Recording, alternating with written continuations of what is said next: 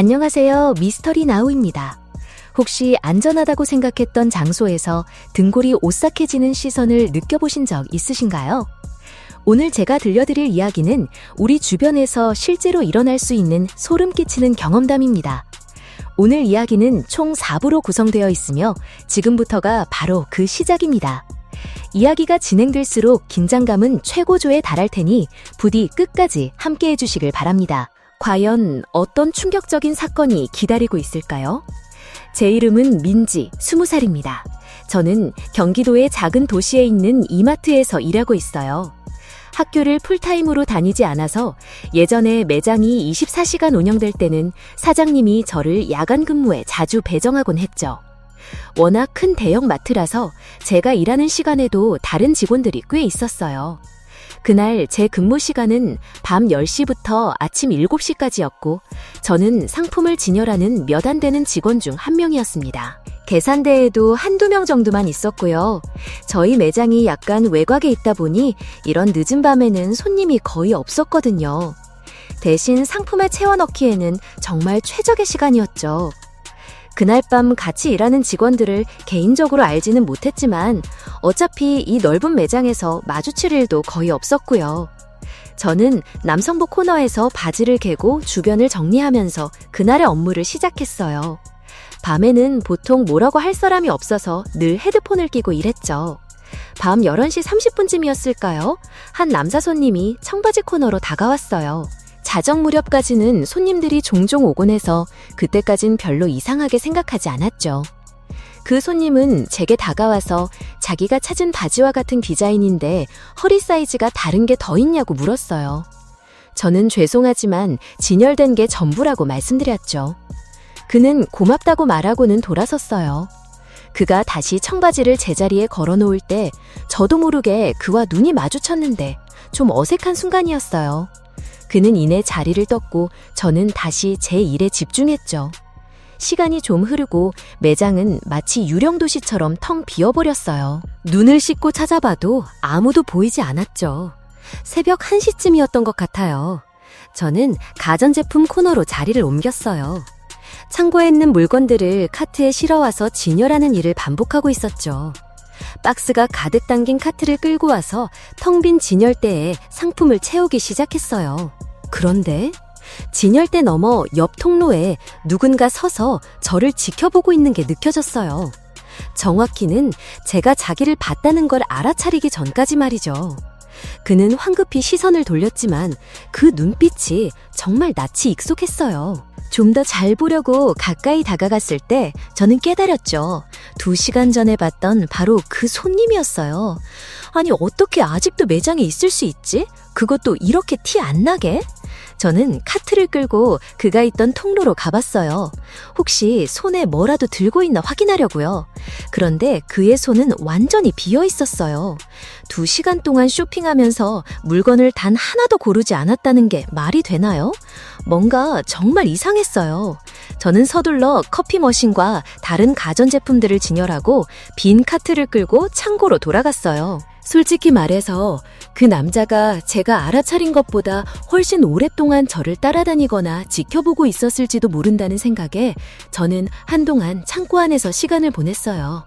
직원 휴게실에서 잠시 핸드폰을 만지작거리다가 이제 다시 일하러 가야겠다고 생각했을 때 저는 일부러 매장의 다른 구역으로 가기 위해 유제품 코너 일을 하기로 마음먹었어요.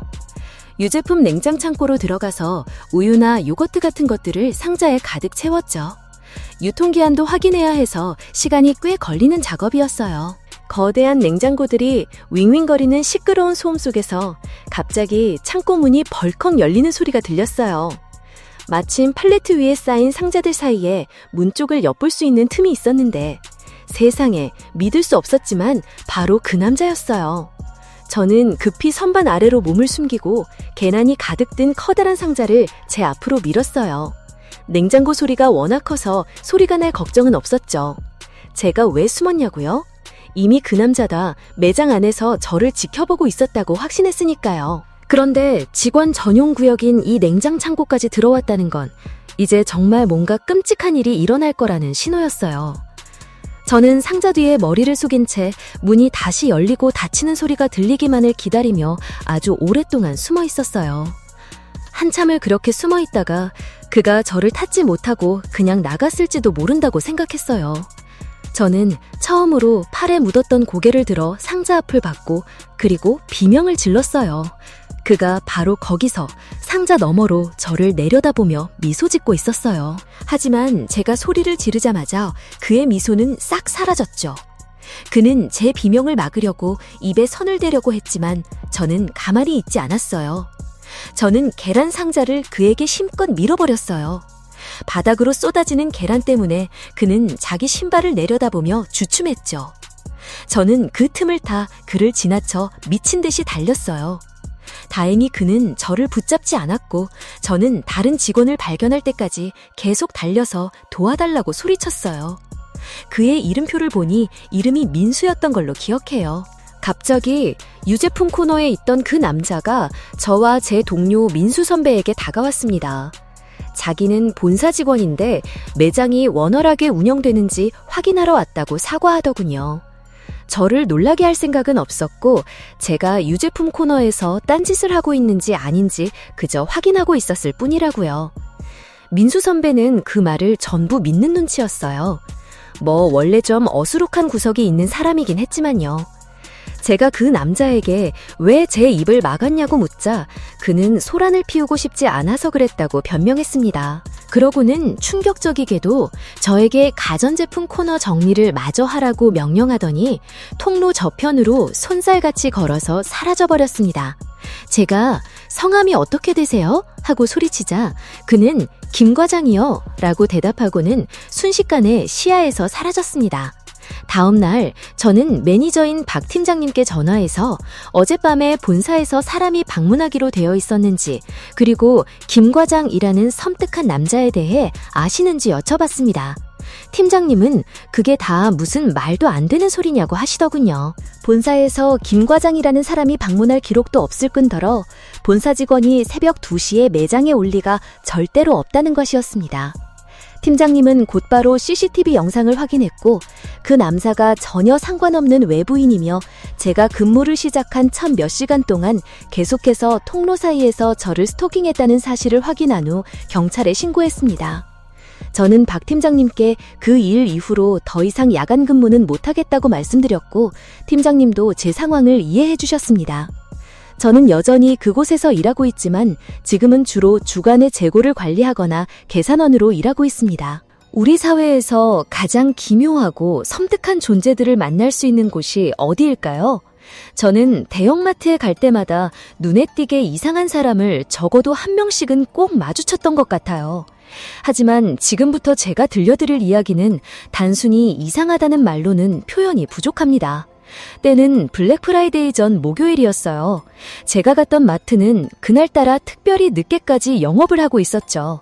저는 밤 11시쯤 새 노트북을 사러 그곳에 갔고 운 좋게도 블랙 프라이데이 특가로 나온 마지막 제품을 발견하고 선반에서 집어들었습니다. 그런데 제가 그걸 집는 순간 덩치가 산만하고 역겹고 지저분해 보이는 한 남자가 저에게 다가와서 자기는 그 노트북이 절실히 필요하다고 우기기 시작했습니다. 저는 긴장한 목소리로 죄송하지만 이게 마지막 제품이라서요 라고 말했습니다. 그러자 그는 버럭 화를 내며 소란을 피우기 시작했습니다. 그 남자는 명백히 정상이 아니었고 저는 이런 종류의 상황에 대처하는 데 익숙하지 않아서 심장이 미친 듯이 뛰기 시작했습니다. 다른 사람들이 그 남자가 벌이는 소동을 쳐다보는 사이 저는 재빨리 노트북 상자를 들고 계산대로 향했습니다. 제가 멀어지는 동안에도 그는 계속해서 저에게 소리를 질러댔죠. 정말 믿을 수 없는 광경이었습니다. 계산줄에 서 있던 다른 손님 몇 분은 저를 위로하며 그 남자가 그냥 이상한 사람일 뿐이라고 말하며 저를 안심시키려고 했습니다. 그렇게 집에 도착하니 가족들은 이미 모두 잠들어 있었습니다. 저는 마당에 있는 수영장 옆에 앉아 새 노트북을 설치하기 시작했죠. 그때 집 옆에 있던 동작감지 센서 등이 탁 하고 켜지는 겁니다. 저는 누가 있는지 확인하기 위해 집 옆으로 가보았습니다. 그 등이 가끔 저절로 켜질 때가 있었냐고요? 네, 가끔요.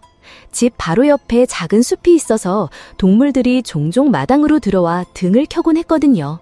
어쨌든 저는 워낙 겁이 많은 편이라서 곧장 안으로 들어가 문을 잠그고 거실에서 노트북 설치를 마저 했습니다. 그런데 갑자기 밖에서 자동차 경보음이 요란하게 울리기 시작했습니다. 제 캐딜락이었죠. 창문 밖을 내다보고 제 차가 맞다는 걸 확인했습니다. 저는 키를 가지러 위층으로 달려가서 패닉 버튼을 눌러 경보를 끄려고 했습니다. 하지만 집 안에서는 작동하지 않아서 현관 밖으로 나가 버튼을 눌러 껐습니다. 그런데 그때 제가 집에 왔을 때는 없었던 차 한 대가 우리 집 앞에 주차되어 있는 것을 발견했습니다. 저희 동네는 외부인 출입이 통제된 단지이고 모든 집이 넓은 주차 공간을 가지고 있어서 길가에 차가 주차되어 있는 것만으로도 충분히 의심스러운 상황이었습니다. 제가 현관 계단을 내려서져 그 차 안에 누군가 앉아 있다는 것을 깨달았습니다. 저는 즉시 안으로 다시 들어가 문을 잠갔습니다. 저는 엄마 방으로 가서 밖에 누군가가 우리를 해치려는 것 같다고 말씀드렸습니다. 저희 부모님은 사정이 좀 복잡하셔서 아빠가 항상 집에 계시지는 않거든요. 만약 아빠가 계셨더라면 이야기는 좀 달라졌을 겁니다. 제 말을 들은 엄마는 눈에 띄게 걱정하며 저와 함께 아래층으로 내려왔습니다. 엄마가 현관문 외시경으로 밖을 내다보다니 숨을 헙 들이마시며 두 손으로 입을 가리셨습니다. 저도 이어서 밖을 내다보았고 문 바로 반대편 우리 집 현관 계단에 서 있는 그 거대한 남자를 보고는 토할 것 같은 기분이 들었습니다. 저는 엄마에게 속삭였습니다. 엄마, 저 남자 마트에서부터 저를 따라온 것 같아요. 갑자기 문 손잡이가 천천히 돌아가기 시작하더니 그 남자가 문을 열려고 시도했습니다. 하지만 문이 잠겨 열리지 않자 그는 문을 미친 듯이 두드리기 시작했어요. 그 순간 어머니는 숨을 헐떡이며 비명을 지르셨고 그 소리에 놀라 방에서 나온 여동생도 상황을 파악하고는 공황에 빠지기 시작했습니다. 잠시 후 문을 두드리는 소리가 멈췄고 어머니가 112에 신고하는 목소리를 제외하고는 잠시 동안 섬뜩한 정적이 흘렀습니다. 경찰이 오고 있다는 말을 들으며 몇 분이 지났을까요? 갑자기 아래층 서재에서 쾅 하는 큰 소리와 함께 무언가 부서지는 소리가 들렸습니다. 창문이 깨진 것이었죠. 어머니와 여동생은 동시에 비명을 지르며 울기 시작했습니다. 저는 두 사람에게 어서 위층으로 올라가라고 소리치고는 서재로 통하는 문을 잠갔습니다. 저는 그가 문을 부수려 하거나 또 다른 소리를 낼 것이라 예상하며 아래층에서 기다렸지만 놀랍게도 아무 일도 일어나지 않았습니다. 곧이어 집 밖에서 경찰차 사이렌 소리가 짧게 울렸습니다. 제가 들어본 출동 시간 중 가장 빠른 시간이었죠. 저는 밖으로 뛰어나가 경찰관들을 깨진 유리가 있는 서재로 안내했습니다. 그곳에서 경찰들은 거대하고 지저분하며 어딘가 제정신이 아닌 것처럼 보이는 남자가 소파 뒤에 숨어 있는 것을 발견했습니다. 그는 즉시 체포되었고 우리는 그를 고소했습니다. 체포되는 내내 그는 자신에게 전혀 도움이 되지 않을 욕설과 협박을 저에게 퍼부었습니다. 경찰관 두 분 모두 그 남자가 불안정해 보이고 약물에 취한 것 같다고 말했지만 그가 다시는 우리를 괴롭힐 일은 없을 테니 편히 쉬라고 저희를 안심시켜 주셨죠. 이마트 같은 대형마트에서 사람들을 구경하며 그들의 우스꽝스러운 모습을 보고 웃는 것이 재미있을 수도 있겠지만 때로는 우리 사회의 가장 위험한 사람들을 바로 그곳에서 마주칠 수도 있다는 사실을 기억해야 합니다. 이 이야기는 제가 대학교를 졸업할 무렵에 했던 일과 관련이 있습니다. 저는 학자금 대출을 갚아야 했기 때문에 어떻게든 돈을 벌어야만 했죠. 그래서 주말에는 이마트 야간 재고관리 직원으로 투잡을 뛰었습니다. 고객을 상대하는 일은 전혀 없었고 야간 배송 물품을 확인하고 창고 작업을 하고 영업이 끝난 매장의 선반에 물건을 채워넣는 일이 전부였습니다. 근무 시간은 보통 밤 11시부터 아침 7시 또는 12시부터 7시까지였죠. 2015년 7월 9일 목요일 밤, 그날의 기억은 아직도 제 뇌리에 생생하게 박혀 있습니다. 근무 시간 중간쯤이었을 거예요. 저는 전자제품 코너에서 일하고 있었는데 눈꼬리에 누군가 제가 일하는 통로를 지나가는 것이 보였습니다. 그날 밤 건물 안에는 저 외에 민준이 형과 서준이 이렇게 단 2명의 동료만 더 있었기 때문에 보통 때라면 신경도 쓰지 않았을 그 움직임이 유독 제 주의를 끌었습니다. 우리 셋은 모두 같은 직원 유니폼을 입고 있었고 동시에 출근했기 때문에 제가 모를 리가 없었죠. 하지만 제 눈에 비친 그 사람은 온통 검은 옷을 입고 있었습니다. 저는 자연스럽게 통로 끝으로 걸어가 선반 너머로 살짝 엿보았습니다. 아무도 없었습니다. 저는 민준이 형과 서준이의 이름을 외쳐 불렀지만 아무 대답이 없는 것이 상황을 더욱 이상하게 만들었죠. 하지만 저는 일단 다시 일하러 돌아갔습니다. 한참 동안 소변을 참고 있었는데 이 통로 일만 마치고 가기로 마음먹었죠. 그런데 몇 초 후 몇 칸 떨어진 통로에서 엄청난 굉음이 들렸습니다. 정말 깜짝 놀랐죠. 저는 소리가 난 곳으로 달려가 무엇인지 확인했고 자전거 한 대가 어찌된 영문인지 진열대 고리에서 떨어져 있는 것을 발견했습니다. 고리는 멀쩡히 제자리에 있었어요. 마치 누가 일부러 힘을 줘서 떨어뜨린 것 같았죠. 저는 자전거를 다시 걸어놓고는 극심한 의심을 품은 채 통로들을 돌아다니기 시작했습니다. 매장 뒤편의 마지막 통로인 생활용품 코너에 다다랐을 때 정말 소름 끼치는 웃음소리라고밖에 표현할 수 없는 소리가 들렸습니다. 그 소리는 말 그대로 바로 옆 통로에서 들려오는 것 같았어요. 저는 다시 한번 그 통로로 달려갔고 통로 끝에 온통 검은 옷을 입은 남자가 서 있는 것을 보고 심장이 멎는 듯했습니다. 그는 등을 보인 채 서 있었는데 고개만 돌려 얼굴의 딱 절반만 저에게 보이고 있었습니다. 그러더니 그는 갑자기 달리기 시작했어요. 제 쪽이 아니라 다른 통로 아래쪽으로요. 그의 발소리가 사방에서 들려왔습니다.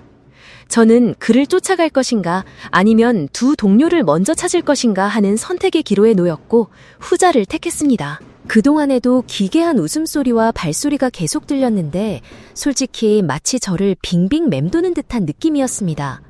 저는 여성복 코너에서 민준이 형을 발견했고 검은 옷을 입은 이 건물에 있어서는 안 될 누군가를 조심하라고 말했습니다. 우리에겐 무전기가 없었기 때문에 서준이를 만나면 그에게도 전해달라고 부탁했죠. 그리고 더는 참을 수 없었기에 양해를 구하고 화장실로 향했습니다. 저는 창고 구역에 있는 직원 전용 화장실로 달려갔습니다.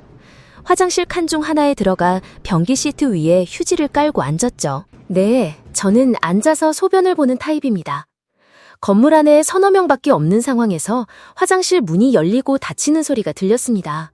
저는 누구세요? 라고 물었지만 아무 대답이 없자 최악의 상황을 직감했습니다. 또다시 그 끔찍한 웃음소리가 들렸고 누군가 문틈 사이로 저를 똑바로 쳐다보며 시야에 들어왔습니다. 그는 점점 더 가까이 다가왔고 마침내 문틈은 완전히 가려져 그의 눈동자 하나만 보일 뿐이었습니다. 그리고 속삭임이 시작되었습니다.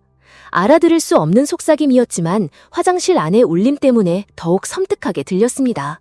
저는 그때서야 휴대폰에 준영이 번호가 저장되어 있다는 사실을 기억해냈고 즉시 그에게 전화를 걸었어요. 저는 아주 큰 소리로 준영에게 당장 화장실로 와서 저를 도와달라고 말했어요. 그와 전화 연결을 유지한 채 칸막이 너머에 있던 남자가 다시 한번 나가는 것을 지켜봤고 그러더니 화장실에서 뛰쳐나갔어요.